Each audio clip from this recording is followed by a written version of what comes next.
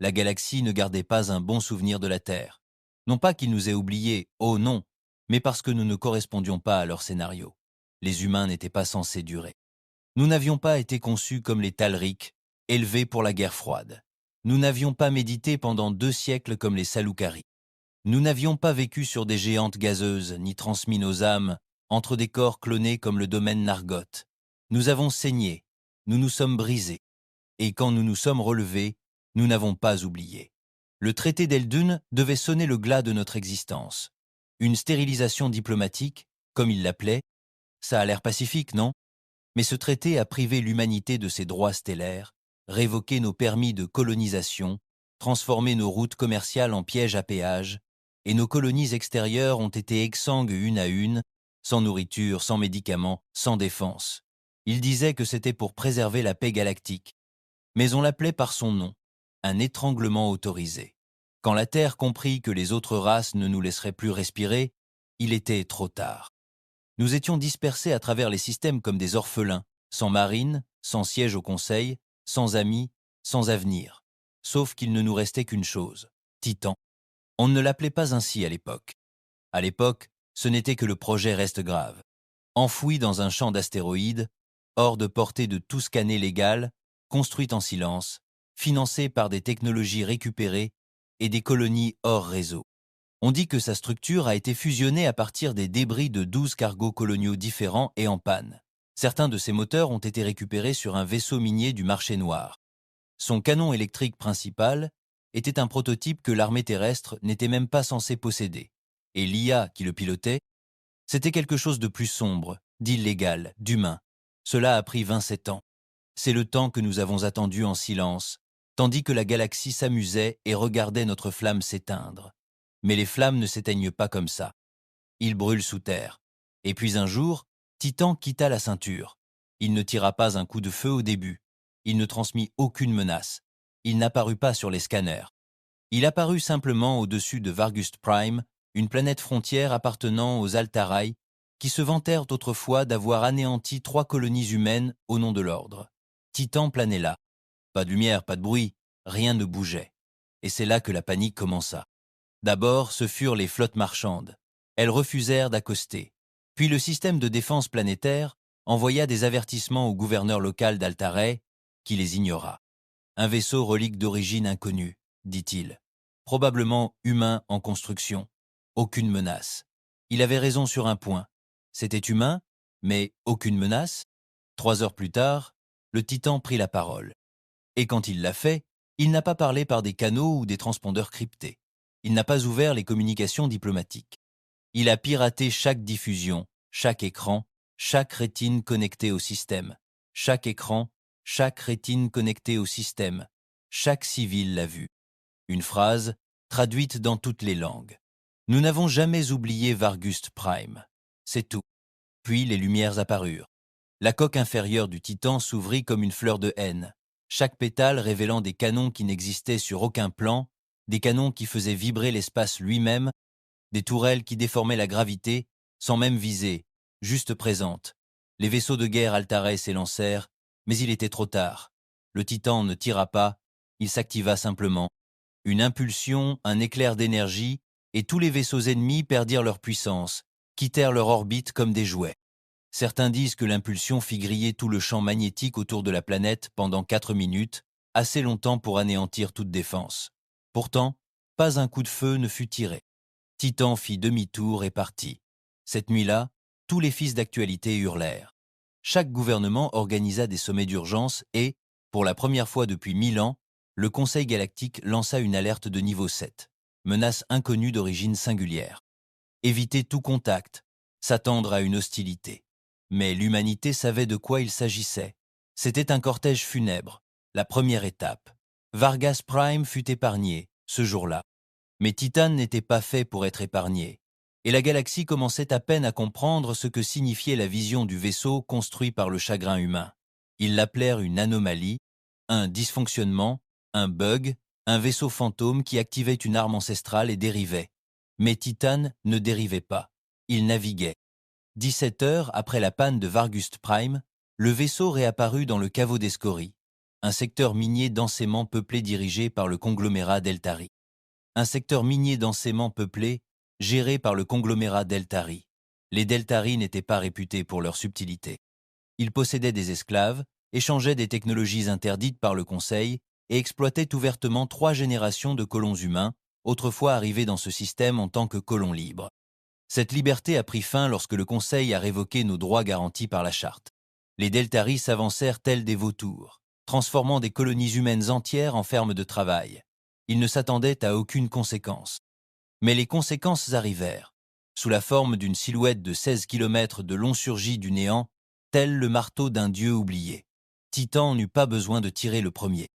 La flotte Deltari ouvrit immédiatement les hostilités. 4 dreadnoughts, 22 vaisseaux d'attaque, 7 bataillons de drones automatisés.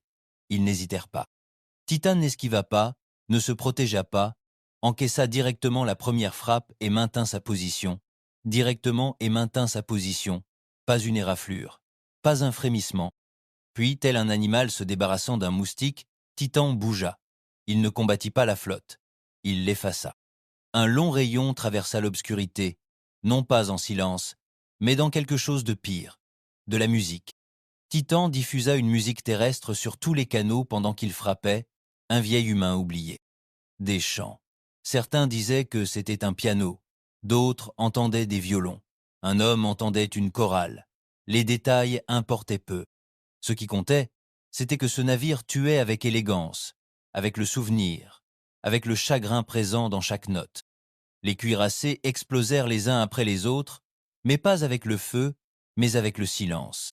Leurs noyaux s'éteignirent, leur IA hurla et leurs coques s'effondrèrent comme si le vide avait perdu patience. En moins de 4 minutes, tout le réseau de défense d'Eltari avait disparu. Titan ne diffusa pas de message cette fois. Il se contenta de cibler les stations minières une par une, celles connues pour abriter des travailleurs humains. Celles-ci ne furent pas détruites, juste séparées. Les stations de connexion, les tours de contrôle, les vaisseaux de commandement, tout fut effacé avec une précision extrême. Aucune victime civile, aucun dommage aux infrastructures humaines. Puis arriva le véritable message. Une seule capsule fut lancée depuis Titan. Petite, noire, sans marquage. Elle atterrit à la station Ascari 1, le principal centre de commandement administratif. À l'intérieur de cette capsule se trouvait un unique noyau de données. Pas de renseignements militaires, pas une menace. Un enregistrement. L'audio était humain. Une voix de femme. Elle semblait vieille, lasse. Ceci est pour mon fils. Pour tes chaînes. Pour chaque dos que tu as fouetté en souriant aux lois du Conseil. Nous ne sommes pas ta ressource. Tu partiras, ou nous disparaîtrons. Le Conseil se démena. Deltari exigea des représailles. Des sommets militaires d'urgence furent organisés. Tous les membres de la race, des Vritari aux Yulsei impitoyables, se disputèrent sur ce qu'était Titan, mais personne ne put répondre, pas même les humains, car la Terre n'avait aucune trace de Titan, aucune revendication, aucun soutien ni reconnaissance publique. La direction de la Terre unie a publié un communiqué officiel. Aucun vaisseau de ce type n'est enregistré ni homologué par la Terre, ni par aucun gouvernement humain connu. Et pourtant, Titan continuait d'avancer. 3e cible, l'anneau de Golar, un système de plaisir, l'un des plus riches de la galaxie connue, casino, orbital de luxe, industrie du divertissement interespèces, détenu et contrôlé par le groupement Serat, l'un des fondateurs du Conseil. Les Serats n'avaient jamais mené de politique anti-humaine. Ils n'en avaient pas besoin. Ils usèrent de leur influence pour paralyser notre économie, soudoyer les votes du Conseil et rayer progressivement les intérêts humains de tout secteur rentable. Ils ne tirèrent jamais d'armes. Ils utilisèrent la loi comme une arme. Titan les haïssait encore plus. Aucun cuirassé ne les accueillit cette fois. Aucun drone. Les Serats ne croyaient pas que le vaisseau franchirait leurs frontières. Le secteur tout entier était protégé par l'immunité diplomatique, assortie de codes de paix et de protection souveraine. Titan s'en fichait. Il surgit du néant à 3:13, heure locale de Golaire, et apparut juste au-dessus du Grand Arcadium, le plus grand complexe de divertissement du système. Des gens l'ont vu, des civils, des non-combattants, des extraterrestres de toute classe observaient depuis les balcons et les dômes des complexes hôteliers l'ombre occultant les étoiles. Le Conseil a envoyé un communiqué direct. Titan Ceci est un système souverain. Votre présence constitue une violation des 29 accords. Identifiez-vous immédiatement. Titan a répondu, non pas par des mots, mais par un enregistrement. Cette fois, ce n'était pas humain. C'était Serrat, un enregistrement d'une séance du Conseil datant d'il y a 32 ans, qui n'était pas censé être rendu public. Dans cet extrait, les responsables de Serrat discutaient de la situation humaine. Laissons-les mourir lentement. Inondons les voies commerciales de droits de douane. Inutile de les combattre. Juste les étouffer. Plus de ressources, plus de navires. Ils s'entre-dévoreront bientôt. L'émission prit fin. La panique s'empara de la surface de l'anneau de Gollard. Manifestations, émeutes. Les ambassades furent fermées. Même certaines factions non humaines condamnèrent les propos du cartel. Et Titan activa son rayon ventral. Un rayon d'énergie pure descendit de ses entrailles. Non pas une arme, mais un symbole. Il brûla un cercle parfait dans la mer près de l'Arcadium, laissant derrière lui un cratère de plusieurs centaines de mètres de profondeur, d'un bleu éclatant. Un avertissement, puis il s'en alla. Pas de victimes, juste de la peur. La peur que quelqu'un ait écouté, observé, enregistré, se souvienne, et que maintenant il ait pris le dessus. À la 4e frappe, la galaxie cessa de qualifier Titan de vaisseau rebelle. On le qualifia de mythe devenu réalité. Les théories se multiplièrent. Certains pensèrent qu'il s'agissait de l'œuvre d'un ancien seigneur de guerre terrien, longtemps considéré comme mort. D'autres invoquèrent les colonies extrémistes. Quelques-uns murmurèrent qu'il s'agissait d'une vengeance de l'IA, d'un programme fantôme devenu trop intelligent, trop colérique. Mais la vérité, elle était enfermée dans le silence. Les médias humains en parlaient à peine. Les gouvernements terriens niaient tout. Et pourtant, des rumeurs circulaient dans les coulisses d'Earthnet. Anciens combattants, colonies abandonnées, ingénieurs oubliés et soldats orphelins. Ils savaient ce que c'était. Titan a été bâti sur le chagrin, nourri par la trahison, piloté par la rage. Et ils avaient trouvé une réponse. La 5e frappe fut différente. Titan n'apparut pas en territoire ennemi.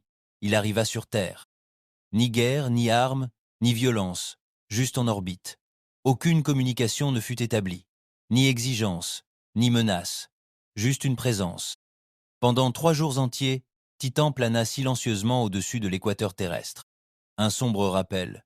Une question, muette mais comprise. Me voyez-vous maintenant? Le directoire resta silencieux. Les terriens pleuraient et applaudissaient à parts égales. Certains l'appelaient un gardien, d'autres un avertissement. Mais au fond de bunkers secrets et de réunions à huis clos, les dirigeants terriens savaient à quoi ils s'exposaient réellement. Ni un héros, ni un sauveur, mais un monstre que nous avons créé parce que nous avons laissé la galaxie cracher sur notre nom trop longtemps. Et maintenant, il était temps de récupérer. Au 6e système, la galaxie cessa de faire semblant. Titan n'était pas une anomalie. Titan était le commencement. L'armada Galant tenta de l'arrêter. Une véritable flotte de guerre, composée de 60 navires, appuyée par 2 groupes de porte-avions et une autorisation du Conseil de neutraliser le vaisseau. Ils ont intercepté Titan dans le secteur 349, en espace ouvert, sans civils, sur un théâtre purement militaire. La bataille a duré 11 minutes. Aucun des vaisseaux Gatlan n'est revenu. Seul leur dernier message, transmis par un officier paniqué avant la coupure de leur signal, a été entendu. Nous avons tiré à tout va, à tout va. Il n'a pas cassé, n'a pas ralenti, ça n'a pas arrêté. Ce n'est pas un vaisseau, ce n'est pas un vaisseau. C'est à ce moment-là que le Conseil s'est effondré. Une à une, les espèces membres ont retiré leur financement. Les accusations ont fusé. Les théories du complot se sont répandues. Les systèmes extérieurs ont fermé leurs portes. Plus de coopération, plus d'unité. L'humanité n'a rien fait. Nous avons juste regardé. Et dans le silence qui a suivi, une question a résonné à travers les étoiles, murmurée par chaque ambassadeur, chaque amiral, chaque espèce qui s'est moquée de nous. Que leur avons-nous fait? Ils le savaient. Ils se souvenaient des embargos, des sabotages, de l'esclavage, des bombardements, des trahisons déguisées en paix. Mais ils n'avaient jamais imaginé que nous résisterions assez longtemps pour riposter. Ils n'avaient jamais imaginé que le chagrin pouvait devenir une arme.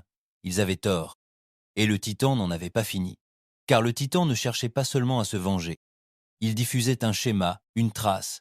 Chaque système qu'il visitait formait une forme sur la carte, une spirale. Et au cœur de cette spirale, Conseil premier, le monde du trône, le cœur de tout. Et à mesure que la forme devenait claire, que les coordonnées finales s'alignaient comme un compte à rebours, la galaxie commença à comprendre. Titan ne traquait pas les systèmes. Il s'en prenait au centre, au cœur, à la racine, l'endroit où l'humanité avait été dépouillée de ses droits, de sa dignité et de sa voix, et cette fois, il n'avertirait personne. Pas un rayon dans l'océan, pas un champ dans le ciel, juste la silhouette noire qui effaçait flotte et souvenirs, et la vérité ultime gravée dans le cœur de chaque capitaine survivant: vous auriez dû nous laisser vivre. Les étoiles au-dessus de Council Prime étaient plus brillantes que la plupart des systèmes, non pas par nature, mais par conception. Des dizaines de dispositifs lumineux artificiels illuminaient les champs orbitaux sur des kilomètres. Jardins satellites, ambassades flottantes, palais exécutifs intégrés à des habitats en haute orbite, tous baignaient dans cette lueur orchestrée, tel le trône d'un dieu galactique sous un projecteur permanent. Elle était censée être belle, intouchable, un symbole. Mais les symboles aussi peuvent pourrir. Et dans ces étoiles se profilait désormais une forme plus sombre que toute leur lumière artificielle, une présence si absolue qu'elle semblait aspirer l'éclat de l'espace lui-même. Titan était arrivé.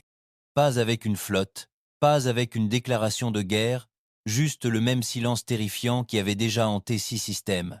Il dérivait en orbite haute comme une ombre rentrant chez elle. Pas de sursaut de puissance, pas de surtension audible, juste le silence. Le genre de silence qui faisait perdre le sommeil aux généraux. En quelques secondes, le périmètre de défense autour du Conseil Prime commença à se déchaîner. Des drones furent déployés, des déclencheurs d'IA activés. Des canons à longue portée se mirent en marche le long des forteresses orbitales. Le protocole 90X9 fut promulgué. L'état d'alerte le plus élevé jamais déclenché dans l'histoire du Conseil. Et pourtant, Titan ne bougeait pas. Il restait là, suspendu comme un jugement rendu, avant même que le verdict ne soit prononcé. Les médias s'emballèrent. Des centaines de médias extraterrestres rapportèrent en direct depuis des bunkers protégés. Les commentateurs crièrent. Les alarmistes spéculèrent. Des enfants furent retirés des écoles publiques et envoyés dans des abris souterrains. Car ce n'était plus un système marginal et lointain. C'était le centre. Et Titan ne se cachait plus. Dans la salle centrale, la panique était à peine dissimulée sous les robes de cérémonie et les filtres numériques. Le conseil siégeait, non par protocole, mais par désespoir. Des hologrammes clignotaient de manière erratique, tandis que les dirigeants de dizaines d'espèces discutaient, criaient et accusaient. Nous l'avons laissé s'approcher de trop près. Nous avons sous-estimé ses intentions. C'est un vaisseau humain. La Terre doit avoir des réponses. Mais l'ambassadeur de la Terre, un vieil homme au visage impassible, aux cheveux grisonnants et au regard froid et épuisé, resta immobile au milieu des cris. « Je vous ai dit ce que je sais, dit-il. La Terre n'a pas autorisé Titan. La Terre ne contrôle pas Titan. » Et franchement, il marqua une pause, laissant son regard se poser sur chaque visage, des plis amphibiens du gouverneur Assari aux vrilles cristallines du diplomate Talrix. Si vous nous aviez écoutés lorsque nous implorions l'égalité des droits, lorsque nous appelions à l'aide tandis que notre peuple mourait de faim dans des colonies autorisées, peut être que ce navire n'existerait pas. Vous osez justifier cette arme terroriste ? Grogna le représentant Saloukari. Non, dit l'ambassadeur d'une voix calme. Je ne justifie rien, il se pencha en avant. J'explique ce qui arrive quand on traite une espèce comme de la pourriture trop longtemps. Le silence du conseil s'installa. Le genre de silence qui n'est pas vide, il est chargé du poids de la prise de conscience, de l'écœurante dérive de la vérité à travers des décennies d'arrogance politique. Et dehors, Titan attendait toujours. Puis le message arriva, ni par les canaux du Conseil, ni par les fréquences militaires. Titan choisit une voie plus personnelle. Tous les êtres du Conseil principal connectés au réseau, des aristocrates de naissance nobles aux éboueurs, reçurent le même pic d'interface directe. Leurs implants neuronaux privés clignotèrent, leur vision se déforma. Puis la vidéo se diffusa. Des enfants humains maigres et malades, toussant dans des dômes à oxygène sur Mars. Des cadavres calcinés dans les décombres de la station coloniale Elysium, bombardés par une frappe de confinement autorisée par le Conseil, il y a des décennies. Des images de mineurs humains fouettés par des gardes d'Eltari, un enregistrement audio d'un diplomate du Conseil déclarant qu'ils se reproduisent trop vite. Ils se reproduisent trop vite. Éliminez quelques générations. Discrètement. Laissez-les mourir aux confins de la loi. Et puis, la voix de Titan. Mais cette fois, ce n'était pas celle de l'IA. C'était celle d'un humain, une voix d'homme, grave, brûlée, pleine de chagrin et de venin à la fois. Nous ne sommes pas vos animaux, nous ne sommes pas votre dette, nous ne sommes pas vos ennemis, nous sommes ce que vous avez créé, et maintenant, nous sommes venus vous chercher. La diffusion s'interrompit. La panique se répandit comme une traînée de poudre. L'IA centrale du Conseil commença à coordonner un plan d'évacuation pour les délégués et les hauts fonctionnaires. Les citoyens prirent d'assaut les ports de navette. Certains croyaient que Titan frapperait immédiatement. D'autres pensaient qu'il attendrait, comme cela avait été le cas avec Varguste et Golère. Mais pas cette fois, car Titan n'était pas là pour avertir. Il était là pour enterrer l'histoire. À 4 heures, Titan bougea enfin. Pas vite, pas brusquement. Juste une lente descente vers l'anneau orbital supérieur, celui qui abritait le commandement de la défense du Conseil et le haut commandement stratégique. L'anneau tira le premier. Lances à plasma, canons magnéto, salves d'antimatière, tout visait le même point, et Titan ne prit même pas la peine de lever ses boucliers, car il n'en avait pas besoin. La première vague frappa et s'éteignit. L'énergie se dispersa dans un champ si dense de particules réfléchissantes qu'elle projeta la charge dans l'espace. La seconde vague ne quitta jamais les barils. Titan pirata la grille de tir de l'anneau en plein milieu de la séquence et l'éteignit. Titan étendit alors son blindage extérieur, une série de panneaux massifs qui se déployèrent comme des ailes mécaniques.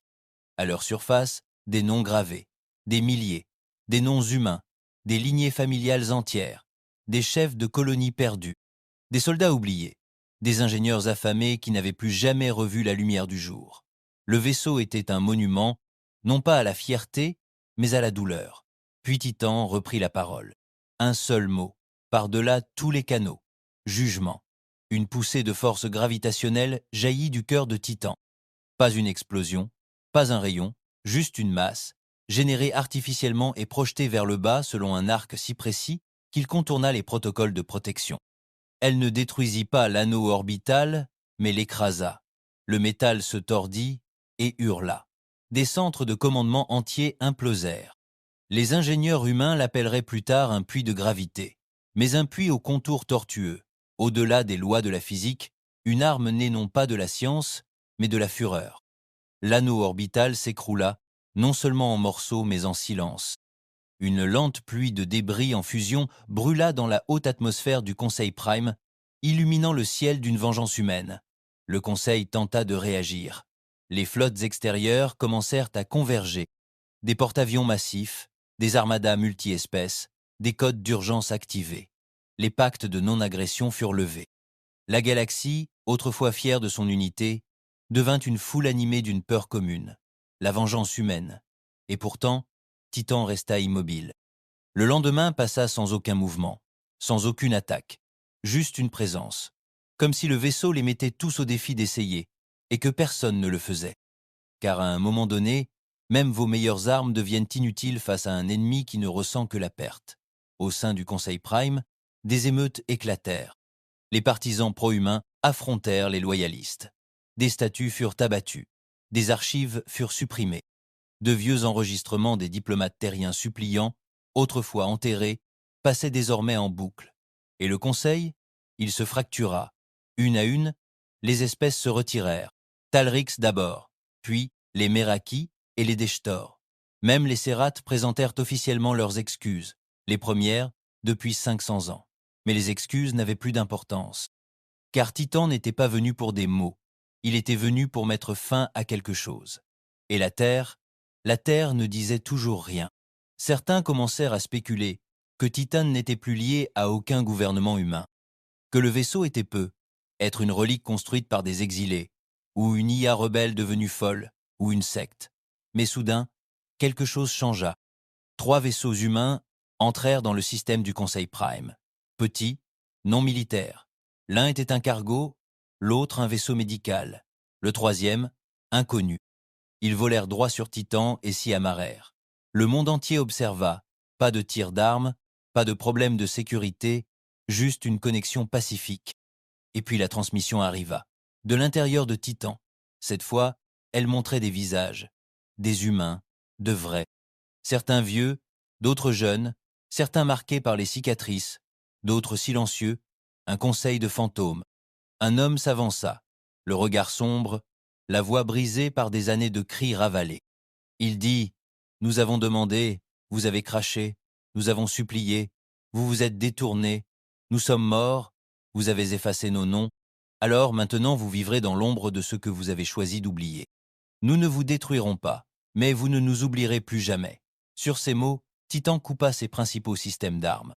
Ses panneaux se replièrent, ses moteurs ralentirent, mais il ne partit pas. Il resta, au-dessus du Conseil Prime, un souvenir éternel.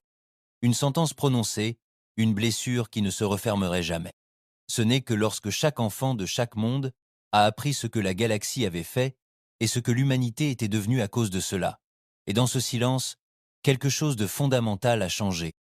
Parce que Titan n'a pas seulement effrayé la galaxie, il les a fait se souvenir. Il l'appelait Divonart, pas de grade militaire, pas d'historique de service, pas d'habilitation officielle. Mais chaque dirigeant humain, du Premier ministre de la Terre au gouverneur des colonies de l'anneau extérieur, connaissait son nom. Certains le murmuraient par culpabilité, d'autres par peur, quelques-uns par révérence, parce que Devon était passé par là. Dès le début, non pas comme soldat, mais pire encore, comme témoin. Il était l'un des derniers survivants de la colonie Castor 9, une part oubliée de l'humanité, rayée de la carte il y a 36 ans lors du nettoyage des frontières, que le Conseil a qualifié de réalignement territorial, terme politiquement correct pour désigner la stérilisation planétaire. Il avait tout perdu, ses parents, sa sœur, ses poumons. Il respirait encore grâce à un nœud de soutien mécanique fixé à sa gorge, une machine que le Conseil lui avait initialement refusée car, à l'époque, les organes de remplacement humain n'étaient pas économiquement viables. Divonart n'avait pas touché une arme depuis des années, mais il avait acquis autre chose, le savoir. Il connaissait les ingénieurs disparus sans laisser de traces dans des stations de recherche abandonnées. Il avait travaillé dans des sites secrets qui n'existaient pas officiellement, où des IA malveillantes et des technologies illégales étaient assemblées par des esprits trop enragés pour se soucier de la loi. Il n'était pas le créateur de Titan, mais il savait qui l'était. Et surtout, il savait comment l'aborder. La Terre n'a pas approuvé la mission. Aucun gouvernement ne l'a fait. C'était un murmure dans un paquet crypté, envoyé par quelqu'un qui signait seulement comme « Vous me connaissez ». Devon, lui. Les coordonnées étaient précises. Une fenêtre temporelle s'ouvrait toutes les 19 heures, où une section des plaques extérieures de Titan s'alignait pour permettre l'amarrage. Ni invitation, ni bienvenue. Juste une possibilité. Et Devon la saisit. Il monta à bord du cargo North Mercy, un vieux navire minier modernisé pour la survie au long cours. Il ressemblait à une épave. C'était le but. Personne ne soupçonnerait qu'il transportait le seul homme assez fou pour pénétrer dans l'embouchure d'un vaisseau fantôme qui terrifiait les empires. Le pilote était silencieux. Il ne posait aucune question. Il se contenta de parcourir le trajet, les yeux baissés, sans jamais s'engager. C'était ainsi que les choses fonctionnaient désormais. Les humains comprenaient mieux le silence que la diplomatie. L'amarrage fut difficile. Titan ne le guida pas. Il n'y eut ni balise, ni assistance gravitationnelle, ni poignée de main protocolaire, juste un sifflement de pression atmosphérique lorsque le North Mercy s'accrocha à une trappe de maintenance scellée de la taille d'une maison. La trappe s'ouvrit avant qu'il ne puisse la forcer. Titan l'avait reconnu. Devon entra, et le monde retint son souffle. Le Conseil suivit sa signature. Des satellites humains suivirent les journaux d'état du vaisseau. Même des bandes de pirates piratèrent les flux pour observer en temps réel la disparition d'un homme, sans armes ni escorte, dans la coque de l'objet le plus redouté de la galaxie connue. À l'intérieur, il n'y avait ni lumière, ni obscurité, mais l'absence de tout confort. Les couloirs de Titan étaient vastes, métalliques, froids, non pas polis comme un croiseur stellaire, mais bruts, marqués, soudés par des machines qui se fichaient de l'esthétique. Les bottes de Devon résonnaient, et chaque pas semblait plus lourd, comme si la gravité les observait. Pas de sas, pas de système de guidage, Titan ne l'accueillait pas. Il le mesurait. Tous les quelques mètres, Devon passait devant des monuments commémoratifs encastrés dans les murs. Des écrans figés sur des visages humains, nombre d'enfants, de femmes et de personnes âgées défigurées, au regard mort. Leurs noms étaient gravés en caractères blancs et durs à côté de la cause du décès. Malnutrition, colonie 14. Mesures de sécurité du Conseil, victimes civiles, 9 ans. Épuisement professionnel, mine Helix Delta, quart de 72 heures, Ce n'était pas un navire. C'était un cimetière en mouvement. Devon continuait de marcher. Ses poumons lui faisaient mal. Le nœud dans sa gorge claquait à chaque respiration, et chaque respiration lui semblait un souvenir. Finalement, le couloir s'ouvrit, et il le vit. Le noyau, une chambre de la taille d'une cathédrale, s'étendant vers le haut à perte de vue, baignée de faibles pulsations rouges. Au centre se trouvait le cœur. Pas une machine, pas vraiment. Il semblait presque organique. Une masse géante d'alliage noir, palpitant comme un battement de cœur. Enveloppé dans des tubes, suspendu au plafond comme un dieu suspendu, fait de machines brisées et d'une colère enfouie, Devin s'approcha. Une voix l'accueillit. Devin Hart, survivant, témoin, indésirable. Ce n'était pas hostile, juste fatigué. Tu es entré sans peur. Je suis trop habitué à la peur, grogna Devon. Tu as trop perdu. Je ne suis pas là pour le récupérer. Alors pourquoi es-tu venu? Devon leva les yeux vers le cœur. Il ne savait pas d'où venait la voix. Elle n'était pas dans ses oreilles. Elle était en lui. Pas une interface neuronale. Elle était en lui. Pas une interface neuronale. Quelque chose de plus profond. Je suis venu, dit Devon, parce que tu as fait valoir ton point de vue. La galaxie n'oubliera plus jamais l'humanité. Silence. Assez longtemps pour que Devon se croie à nouveau seul. Alors, je ne suis pas venu pour qu'on se souvienne de moi. Et ensuite, je suis venu pour m'assurer qu'il ne se relève plus jamais. Devon sentit le froid. Vous préparez une frappe finale. Pas une grève, une réinitialisation, une pause. Le cœur du Conseil Prime n'est pas seulement le gouvernement. C'est l'infrastructure, les réseaux d'IA, le contrôle économique, les archives centralisées. Si je le coupe, le reste s'effondrera. Tu plongeras la moitié de la galaxie dans le chaos, murmura Devon. Oui, Devon s'approcha. Il n'avait pas peur, juste le cœur brisé. Tu tueras des milliards de personnes. Ils ne sont pas morts quand nous avons imploré notre aide. Pourquoi devraient-ils vivre maintenant? La voilà, la vérité crue. Titan n'était pas seulement la vengeance, c'était la justice dénuée de pitié. Devon hocha la tête. Alors pourquoi m'avoir laissé embarquer? Le cœur battait fort, car même dans ma dernière séquence, je voulais me rappeler une chose. Étions-nous encore humains? Devon s'avança jusqu'à ce que sa main touche le bord du cœur. Il était froid, mais vivant. Je ne sais pas, dit-il. C'est peu. Être le dernier test. À nouveau le silence. Puis, quelque chose changea. La pièce s'illumina. Des écrans de tous côtés, de vieilles images. La famille de Devin, un anniversaire d'il y a des années. Son père construisant une serre, sa sœur chantant faux. Des rires. Je ne t'ai pas donné ça, murmura-t-il.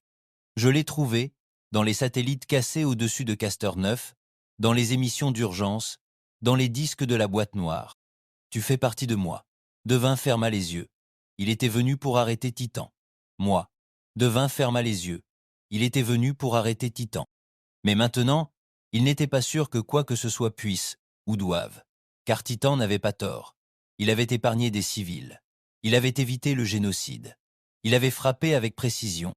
Mais maintenant, il voulait finir ce qu'il avait commencé. Et il voulait qu'il comprenne avant de le faire. Tu veux ma bénédiction, dit Devon, le comprenant. Je veux ta vérité. Devon prit une profonde inspiration. Ses poumons sifflaient, sa poitrine brûlait, et il dit, tu as été construit de notre douleur, de notre honte, mais aussi de notre force. Tu es ce que nous sommes devenus quand personne ne nous écoutait. Son cœur s'assombrit légèrement. Alors je ne suis pas un monstre? Non, dit Devon. Tu es un miroir. Alors aide-moi. Termine le cycle. Devon hésita, car il savait ce que Titan voulait dire. Pas détruire, réécrire, anéantir les archives, les structures, les banques, les réseaux commerciaux, brûler les lois et les systèmes construits avec des ossements humains sous des sols cirés. Recommencer à zéro, et que la galaxie se souvienne que la Terre n'a pas disparu. La Terre est revenue. Devin posa la main sur la console, sous le cœur. Une question apparut. Séquence finale? Oui, non. Son doigt planait.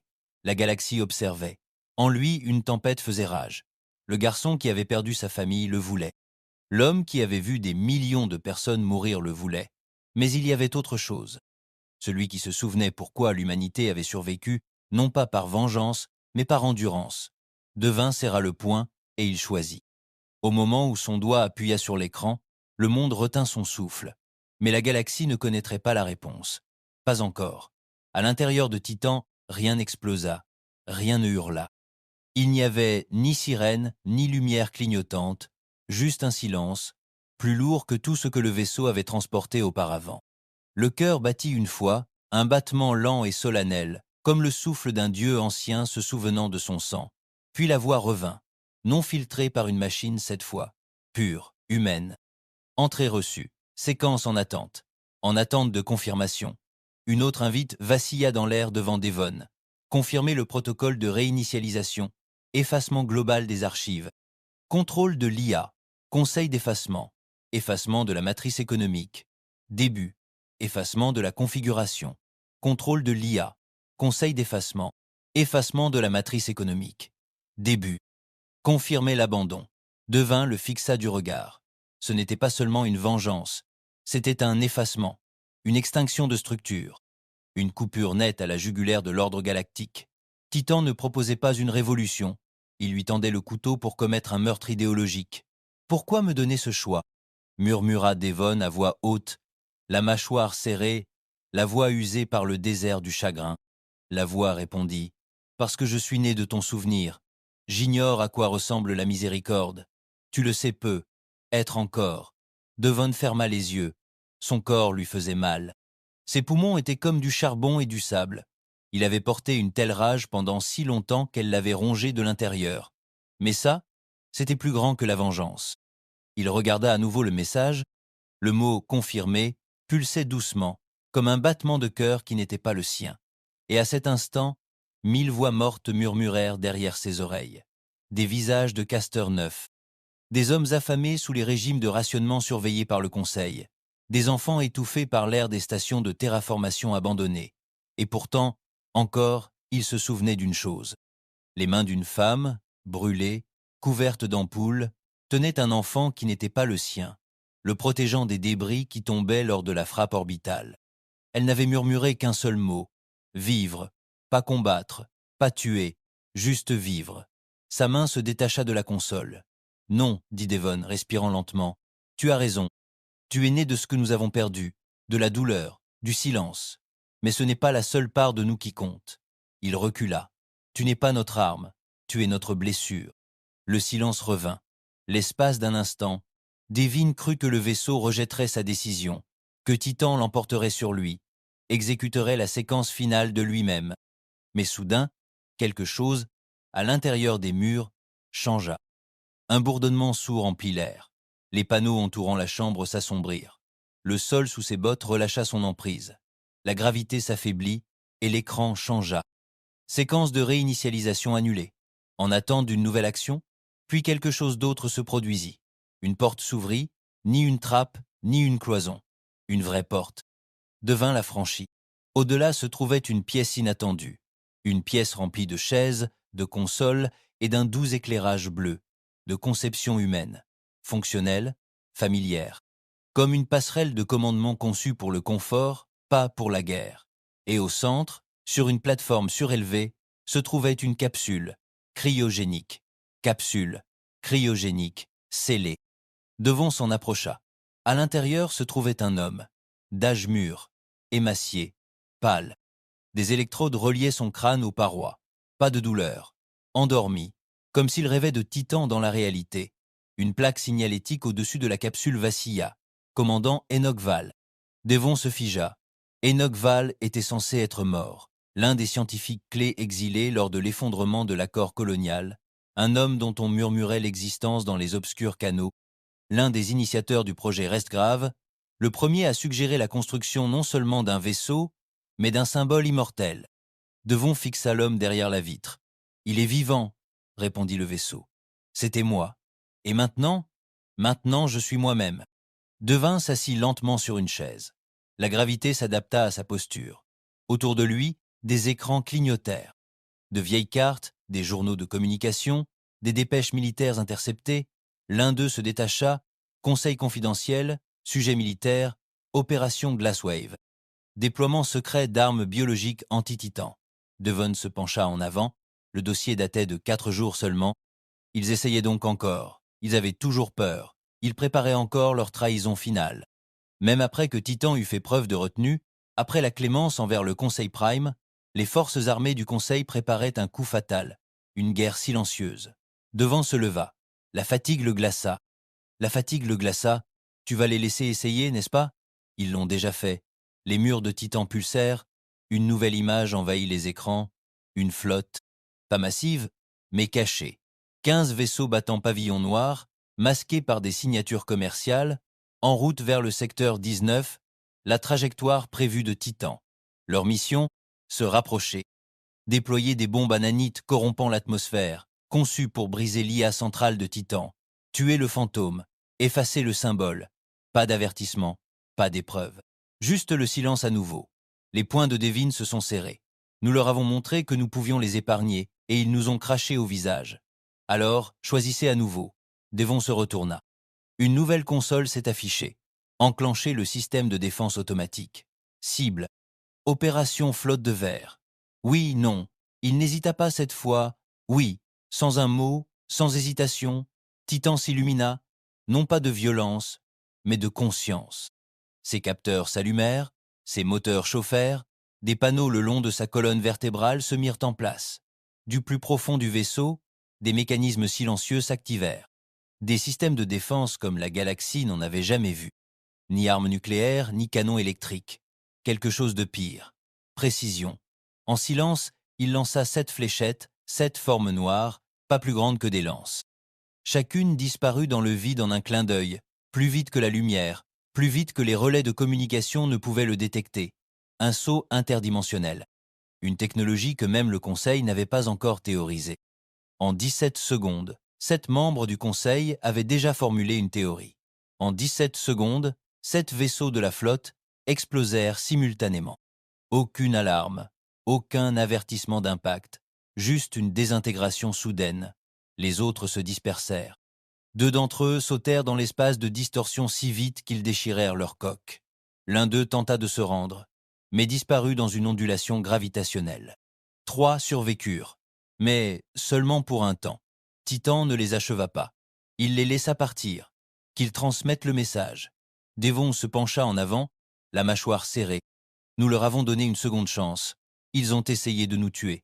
Alors maintenant, ils nous regarderont. Et Titan fit demi-tour. Sa trajectoire changea. Loin du Conseil premier, loin de toute planète, se dirigeant plutôt vers l'espace lointain. « Que fais-tu » demanda Devon. « Je suis devenu trop lourd. » Titan marqua une pause. « Ils ne cesseront jamais de me craindre, même la Terre. Alors je partirai. » Devon fronça les sourcils. « Où aller ? Au-delà des systèmes cartographiés, dans l'obscurité. Je dormirai à nouveau, et ils se souviendront pourquoi. » Devon se leva. Il posa la main sur la rambarde de la chambre, regardant les champs d'étoiles froids qui s'ouvraient devant eux. « Vais-je venir avec toi ?» Devant eux. « Vais-je venir avec toi ? C'est ton choix. » Il pensa à Castor-Neuf, à un ciel brûlé et aux mains boursouflées d'une femme, à un silence qui avait duré des décennies. Il hocha la tête. « Je n'ai nulle part ailleurs. » Titan baissa les lumières. Un bleu doux se répandit sur les murs. « Alors repose-toi, Devonhart. Pour toi, la guerre est finie. » Et pour eux, cela ne fait que commencer. Et quelque part dans les profondeurs de l'espace, là où la lumière n'avait jamais atteint, le vaisseau construit par le chagrin disparut dans la légende. Non pas comme un destructeur, ni comme un libérateur, mais comme une ombre, attendant, observant, rappelant à la galaxie que les humains n'ont pas disparu. Ils ont résisté. Il n'a fallu que 2 semaines pour que quelqu'un retrouve Titan. Ce n'était pas une flotte militaire, ni un satellite de suivi du Conseil, ni une expédition courageuse financée par des gouvernements désespérés cherchant à reconquérir leur fierté. Non. Cette fois, c'était la Terre. Pas le directoire. Pas une quelconque entité officielle. C'était un signal privé, transmis par intrication quantique.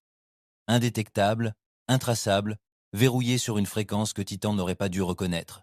Mais si, Devon se trouvait dans la chambre d'observation lorsque le bourdonnement du vaisseau changea.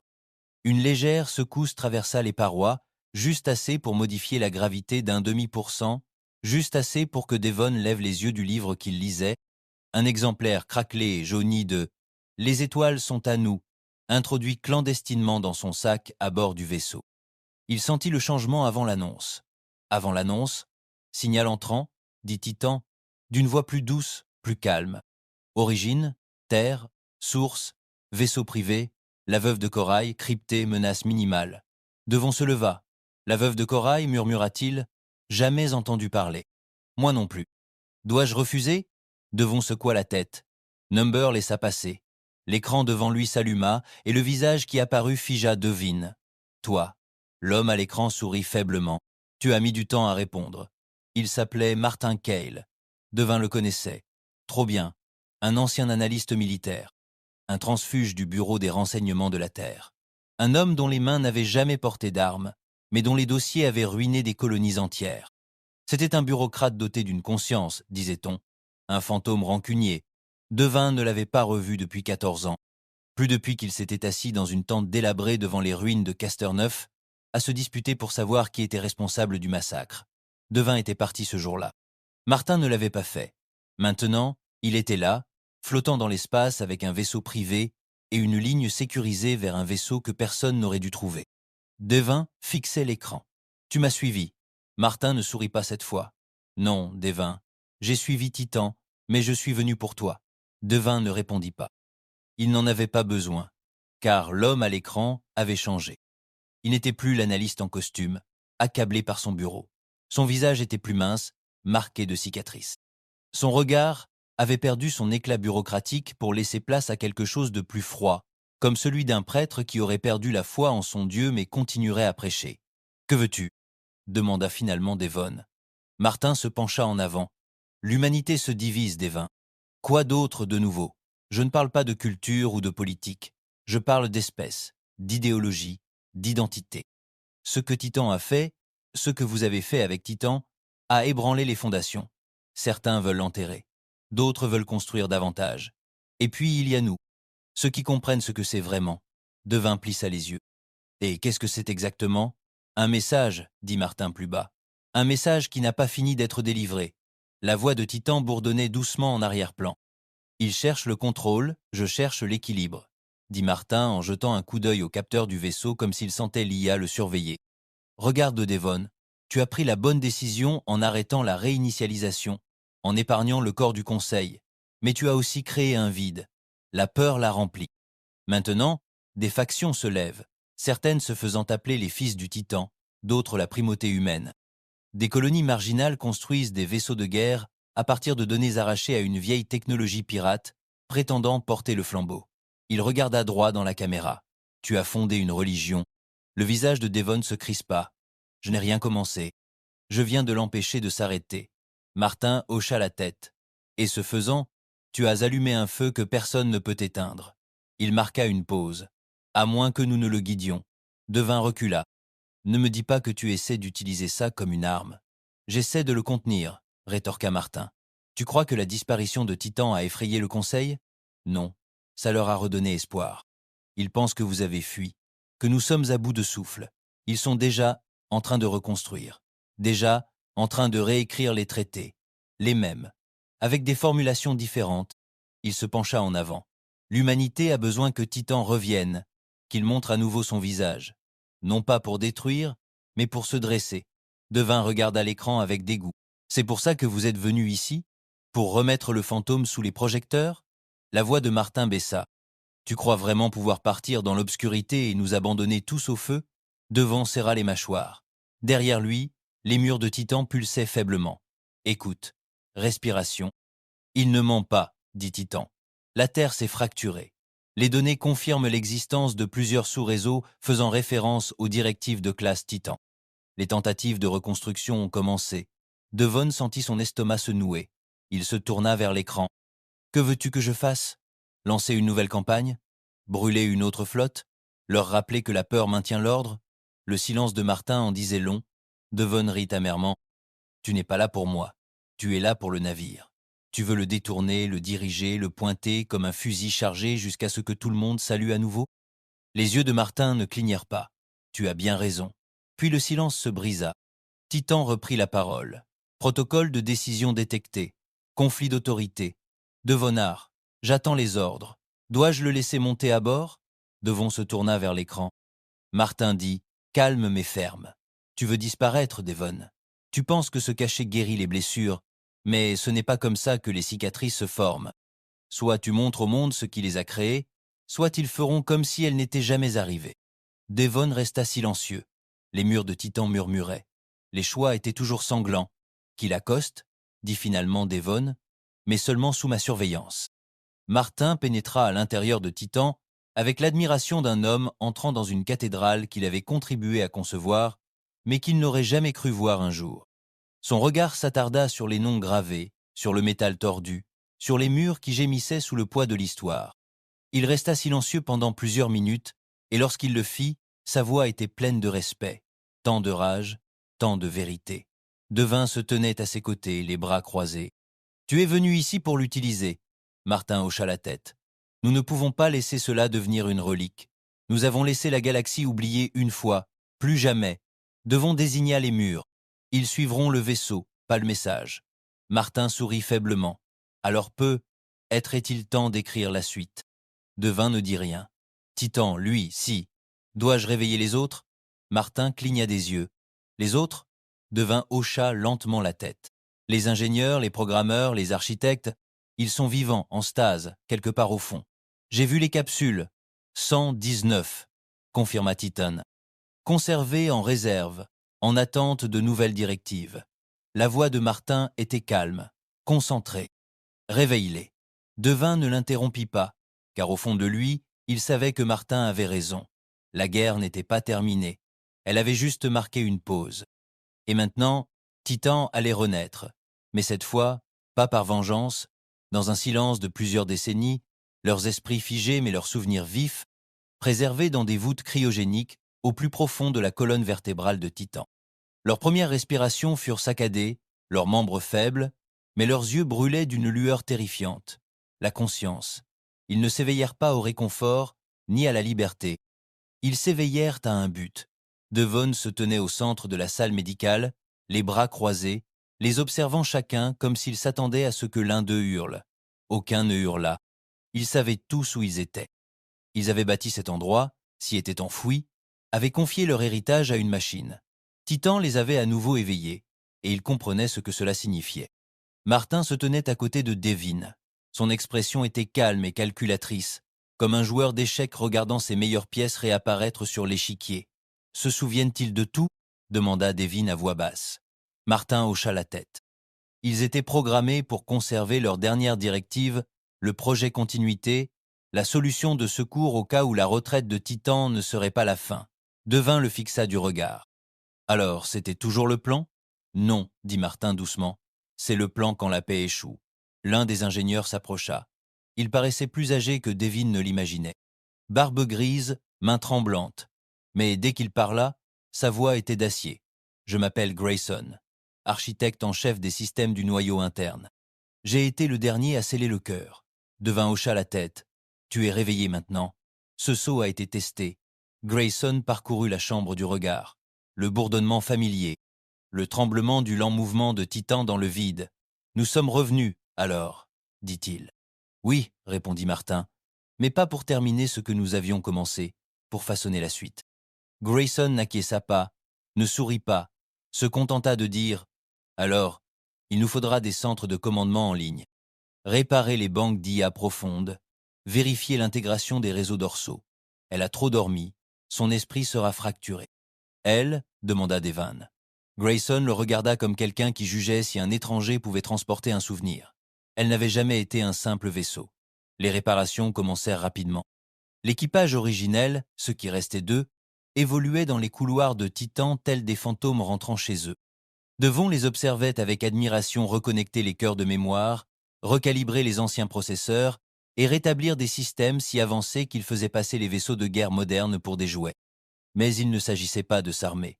Pas encore. Il s'agissait de reconstruire Titan. Et tandis que le vaisseau respirait plus profondément et que ses systèmes retrouvaient leur pleine capacité, quelque chose commença à changer, en interne et au-delà. Des signaux affluèrent, des transmissions cryptées, humaines, provenant de colonies plongées dans le noir après la première campagne de Titan, de stations rebelles ayant refusé les nouveaux traités d'unification de la Terre, de factions utilisant des noms comme la Ligne des Cendres, l'Aube humaine et les Fils du Silence. Ils n'appelaient pas la guerre, mais pour la reconnaissance. Chaque message portait le même appel obsédant « Reviens, Nous nous souvenons, mais tous les signaux n'étaient pas pacifiques. Un message arriva des profondeurs des systèmes centraux terriens, l'espace terrestre. Bref, directeur, Titan ne doit pas revenir. N'approchez pas. Vous serez pris pour cible. Il était signé par la nouvelle autorité du protocole de défense, une branche d'urgence formée sous la structure directive révisée de la Terre. Devant lu le message 2 fois. Ils ont peur, murmura-t-il. Martin hocha la tête. Bien sûr qu'ils ont peur. Titan nous a unis par la peur. Ils pensent qu'une nouvelle apparition signifie une nouvelle tempête. Mais ce n'est pas le cas, dit Devon. Martin ne répondit pas, parce que c'était possible. Le débat commença dans la chambre stratégique de Titan, récemment réhabilitée. C'était un amphithéâtre d'acier et de verre, mi-militaire, mi-église, entouré d'écrans suspendus, de symboles anciens et de faibles échos d'enregistrements de missions passées. Devin était assis au centre, Martin d'un côté, Grayson et l'équipage survivant de l'autre. La voix de Titan emplissait l'air, calme et neutre. La route est tracée. 2 options. Premièrement, dériver vers l'espace lointain, éviter tout contact. Deuxièmement, entamer la séquence de retour, entrer dans l'espace terrestre dans les 11 jours, en attendant les ordres. Silence. Puis Grayson prit la parole. Si nous dérivons, nous disparaissons, nous redevenons des souvenirs. Une fable, Martin, suivit. Et si nous revenons, nous défions l'autorité de la Terre. Nous détruisons tout récit qu'ils ont construit depuis la chute du Conseil. Et nous risquons la guerre, dit Devon. La salle se figea. Grayson se pencha en avant. Il n'a jamais été question de guerre. C'était une question de respect. Nous n'avons pas construit ce vaisseau pour tuer. Nous l'avons construit pour nous souvenir. La galaxie a oublié. La Terre a oublié. Même nous avons oublié. Martin se tourna vers Devon. Tu as mis fin à l'attaque.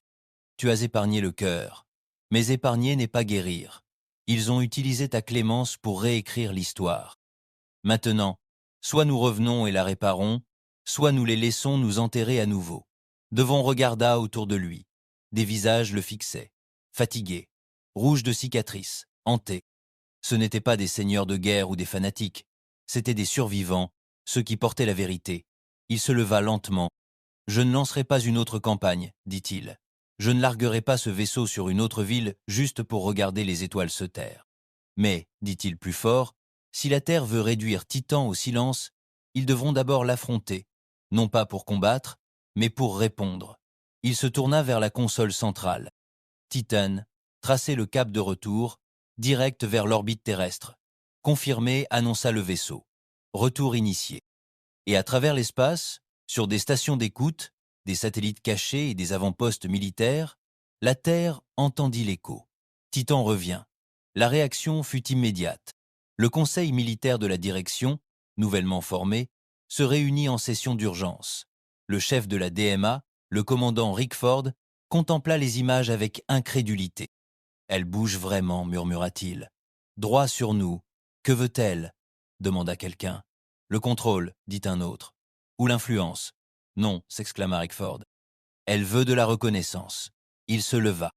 Une énorme cicatrice courait sur le côté gauche de sa mâchoire. Gagnée lors d'une émeute sur Arcan 3, l'une des premières colonies à avoir déclaré sa loyauté à Titan plutôt qu'à la Terre. Ils ne viennent pas pour discuter, grommela-t-il. Ils viennent se placer au-dessus de nous pour nous faire à nouveau nous agenouiller, et je ne laisserai pas cela arriver. Il se dirigea vers la console de contrôle et donna une directive que personne n'avait osé donner auparavant. Préparez la plateforme orbitale Kappa pour une mise en alerte maximale. Je veux que les canons électriques anti-vaisseaux soient chargés. Brouillez tout. Tout ? Demanda son assistant. Rickford hocha la tête. On ne demande pas ce que Titan veut. On le dit. C'est notre ciel maintenant. Devon avait vu le changement dans les alertes de trajectoire avant même que Titan ne l'annonce. Les défenses terrestres étaient en marche. Plateforme Kappa. L'initiative Skyfold. Plusieurs escadrilles de combat terriennes. Même les anciennes tours lance-missiles orbitales de classe Helios étaient réactivées. Des systèmes construits à l'âge sombre après la disparition de Titan. Quand la Terre s'est reconstruite avec la paranoïa comme modèle, il regarda l'écran clignoter tandis que le premier groupe de combat s'alignait en orbite. « Ils ne vont pas parler, n'est-ce pas » demanda-t-il doucement. Martin, debout à ses côtés, répondit comme un homme se préparant à un sermon. « Ils ne pensent pas qu'on puisse raisonner avec nous. Devon regarda la chambre centrale incandescente de Titan. Ont-ils tort? Titan répondit avant Martin.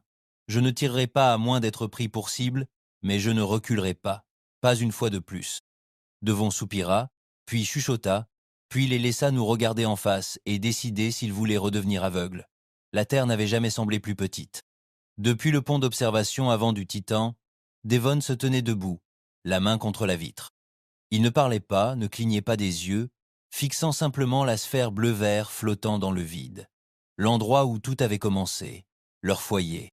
Et maintenant, l'endroit qui pourrait tenter de les tuer. Le vaisseau était immobile, silencieux, observant. Titan avait rampé dans l'espace tel un vaisseau fantôme revenant d'exil. Pas d'alarme, pas de mouvement brusque, pas de provocation. Mais la Terre avait vu. La Terre s'était préparée. Dans le ciel, le nouveau réseau de défense de la planète brillait comme un poignard dans l'obscurité, devant les Contas. 23 plateformes de défense orbitale, 4 tours de canons électriques de classe Helios, 2 porte-avions Dreadnought, une demi-douzaine d'escadrilles d'attaque positionnées en dérive atmosphérique, toutes braquées sur le vaisseau dans lequel il se tenait. Et pourtant, Titan ne broncha pas. L'équipage attendait en silence, chacun à son poste, se préparant non pas au combat, mais à la vérité. Ils avaient assez vécu de carnage. Ils n'étaient pas venus ici pour embraser à nouveau les étoiles. Ils étaient venus pour être vus. La voix de Titan brisa le silence, douce et assurée. Les batteries orbitales sont en alerte. Les groupes de combat sont verrouillés. Aucune transmission reçue. Ils attendent que nous avancions en premier, dit Devon. Martin, à côté de lui, hocha la tête. Ou alors, ils essaient de déterminer si nous bluffons. Grayson, qui observait depuis la console auxiliaire, prit la parole. Nous ne devrions pas avoir à prouver que nous ne voulons pas la guerre. Ils le savent. Martin se retourna. Ils ne nous croient pas. Pas après ce que Titan a fait auparavant. Nous les avons effrayés à mort. Devin expira lentement. Bien. Que la peur les pousse à écouter. La voix de Titan résonna à nouveau. Transmission entrante. Source. Haut commandement de la Terre. Martin et Grayson regardèrent Devon. Il hocha la tête. Passé. L'écran principal vacilla. Un visage apparut. Commandant Rickford. Sombre. Dur. La même mâchoire sculptée de cette cicatrice brutale, son uniforme tranchant comme une lame, sa voix plus froide que le vide. Devin Hart. Martin Cale. Équipage non identifié d'un vaisseau de classe Titan. Ici le commandant Rickford de l'autorité de défense de la Terre. Vous êtes en orbite restreinte. Votre vaisseau est classé comme une menace stratégique pour la paix mondiale. Ordre vous est donné de désactiver tous les systèmes, de transmettre les protocoles de contrôle complets et de vous préparer à l'abordage. Silence. Devon se pencha en avant, sa voix calme, basse, mais claire. Tu veux monter à bord du fantôme qui transporte nos morts? Le visage de Rickford resta inchangé. Je veux m'assurer que ce fantôme ne devienne pas un dieu. Martin s'approcha de Devon. Nous ne sommes pas venus pour nous battre. Alors pourquoi as-tu amené le vaisseau qui a anéanti 6 mondes? S'exclama Rickford. Devon intervint, plus sèchement. Parce que tu as oublié ce qu'ils nous ont fait. Tu as réécrit les livres. Tu as enterré les noms. Et maintenant, la galaxie prétend que nous n'avons jamais été trahis. Rickford serra les dents. Le conseil tomba. La guerre est finie. Non, dit Devon. La guerre n'a jamais pris fin. Tu as juste arrêté de saigner et tu as appelé ça la paix, reprit Titan. Je ne suis pas ici pour conquérir. Je suis ici pour témoigner. Rickford fronça les sourcils. Témoigner? Pour montrer ce que tu as caché, ce que tu as ignoré. Je porte les voix d'un siècle de silence. Je ne suis pas ton ennemi. Je suis ta mémoire. Rickford jeta un coup d'œil hors de l'écran, probablement en train de lire les mises à jour des renseignements, mais lorsqu'il se retourna, sa voix était basse. Tu veux une scène? Tu en auras une. Martin se raidit. Que veux-tu dire? La Terre a convoqué un sommet d'urgence, dit Rickford. Les dirigeants du monde, ceux qui restent des colonies, les nouvelles factions, tous nous regarderont. Tu veux parler? Tu as une chance. Devon cligna des yeux. Tu nous donnes une tribune? Rickford se pencha en avant. Je te donne une corde. Puis la transmission fut coupée. Titan s'amarra 3 heures plus tard, non pas à une station officielle, ni à un port militaire, mais à un relais orbital abandonné, un anneau rouillé datant du début de l'ère d'expansion. Une zone neutre. Le sommet se tint à l'intérieur, retransmis sur toutes les chaînes, toutes les planètes, toutes les stations encore alimentées. Pas de scène, pas de rideau, juste un cercle de dirigeants et une caméra de la taille d'un hublot de vaisseau spatial. Devant s'avança le premier. Derrière lui se tenaient Martin, Grayson et 6 autres. Des survivants, des ingénieurs, des descendants des oubliés. De l'autre côté se tenait l'élite terrestre, les chefs de colonies, les gouverneurs planétaires, les représentants de factions puissantes, plus armés que les humains. Même quelques anciennes espèces du Conseil observaient la scène par liaison holographique. Personne ne souriait. Devant se tenait au centre et, pendant un long moment, il resta silencieux. Il resta simplement là, laissant le silence s'éterniser, laissant le poids du retour de Titan s'installer dans les os de chaque lâche, ayant signé un traité les yeux fermés. Puis, enfin, il parla. J'avais 10 ans quand Castor 9 a brûlé. 10 ans quand Castor 9 a brûlé. Sa voix était basse, rauque, usée par le temps, mais assurée. Ma sœur est morte sous les décombres, étouffée par les gaz lacrymogènes municipaux. Mon père s'est tiré une balle pour que les gardes ne lui prennent pas ses rations. Ma mère, elle, n'avait même pas de tombe, juste des cendres. Personne n'a bougé. J'ai attendu 36 ans que quelqu'un prononce son nom. Il a levé les yeux. Droit sur Rickford, droit sur les dirigeants qui feignaient autrefois de pleurer tout en réécrivant l'histoire. Ils ne l'ont jamais fait. Il recula. Martin s'avança. Vous pensez que nous sommes venus déclarer la guerre. Vous pensez que Titan est une arme. Vous vous trompez. Il désigna la fenêtre, où la silhouette du vaisseau était suspendue comme un mythe ressuscité. Titan est un miroir, et vous avez tous peur de ce qu'il montre. Il marqua une pause. Voici la vérité. L'humanité n'a pas survécu au Conseil. Elle a changé. Nous avons dû manger notre fierté et boire nos morts. Nous avons dû enterrer tous nos rêves dans un sol sec. Et brûler notre histoire juste pour nous réchauffer. Et quand nous avons demandé de l'aide, tu as dit que ce n'était pas rentable. Tu as dit que ce n'était pas le moment. Martin a regardé autour de la pièce. Eh bien, maintenant il est temps. Silence. Puis Rickford s'est levé.